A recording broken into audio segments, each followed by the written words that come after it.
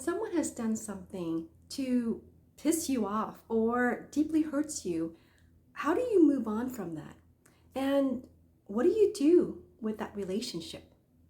Hi, I'm Jacqueline, and you're here because you believe that your life is meant for deeper happiness, meaning, and impact beyond your material success. But you're not quite sure what that looks like or if pursuing that might jeopardize what you already have. We at Joyful Living Mindset believe that your path of purpose will lead you to live your highest vision, and we're here to help you map out that life and live your truth.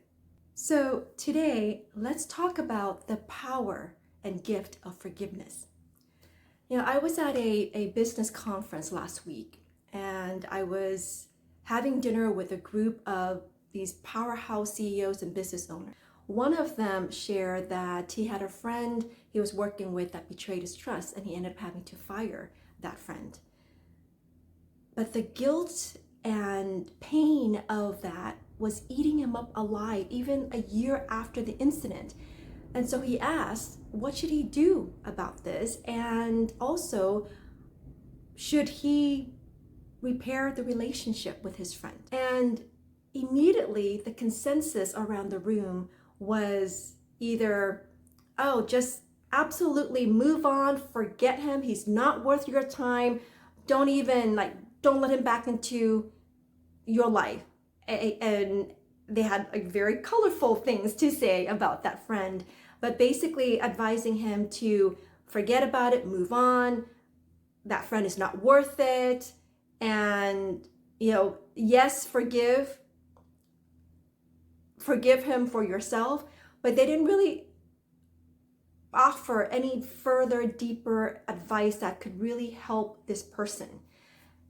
And so I'm sitting next to him, and I said, well, the question really isn't, should you move on or should you repair this relationship with him?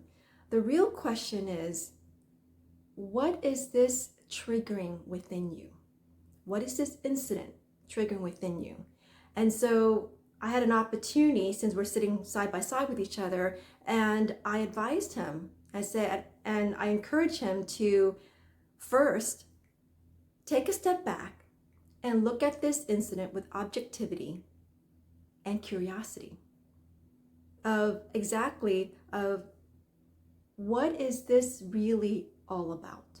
What is this triggering within me? Is there an unresolved pain or insecurity buried deep within me that this incident is triggering, and that's why I'm emotionally revved up this way, right? Because I told him the fact that he's still being eaten up alive about this a year after this incident means that there's something so deep within him that is trying to claw its way out to be resolved. And he's projecting that frustration and that anger towards the friend. But what this really is about is it's really has nothing to do with the friend. Like, yes, he took an action that triggered this individual, the CEO. But the real question and the real issue at hand has nothing to do with a friend. It has everything to do with what's going on inside the CEO and what needs to be resolved within the CEO. And so I advised him, I said, really take the time to sit in inquiry, explore what is it that's surfacing within you right now that is wanting and needing to be resolved. It's the courage, compassion, and willingness to look deep within himself to extract the lesson and the gift that's going to elevate who he is and how he's showing up in life. This is all about freeing and cleansing his heart of pain, blame, anger, hatred, so that he doesn't perpetuate that toxic negative energy into whatever environment he walks into, whether that be at home, in his workplace, or in his community. And when you're able to do this, emerge stronger, happier, and wiser, that's when true forgiveness actually can begin. Because then you're now looking at the situation from a whole new perspective. Yes, that person, that friend was a perpetrator of the pain. But now you can look at that friend and see him through the eyes of compassion and gratitude.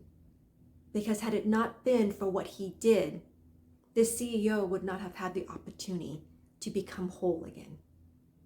And just think of how powerful that is, the opportunity to become whole again. And then once you're at that point and you're whole again, you can choose whether or not to repair that relationship. Just like in the case of the CEO, he could choose to mend that relationship with his friend, but it would be from a place of compassion and gratitude, not blame and expectation. And that's really how you truly mend and repair any relationship, is when you can become whole again and you enter that relationship knowing that you're whole and seeing the other person through the eyes of love and compassion and gratitude, so that they can be inspired by your wholeness, by your compassion, by your gratitude, to become their best self in that relationship with you. And so again, the 4 steps that truly to understand and extract the power and gift of forgiveness, to unleash your freedom and influence, is 1, look at the incident with objectivity and curiosity. 2, explore what unresolved pain or insecurity that needs to be resolved and addressed within you. 3 is cleanse your heart and become whole again. And then the 4th is to forgive with compassion and gratitude, because it's through that incident, it's having to go through that pain and discomfort, you're able to emerge as a whole new person, whole and complete, stronger, happier, and wiser. I hope this was helpful for you. It goes a little bit deeper than what the general consensus advice is out there around forgiveness, around dealing with pain and hurt in a relationship. So let me know in the comments what your situation is and whether or not applying these 4 tips that I provided today helps you to navigate through the pain, the hurt, and emerge stronger, happier, and wiser. As always, thanks for watching, and I'll see you in the next episode. Bye for now.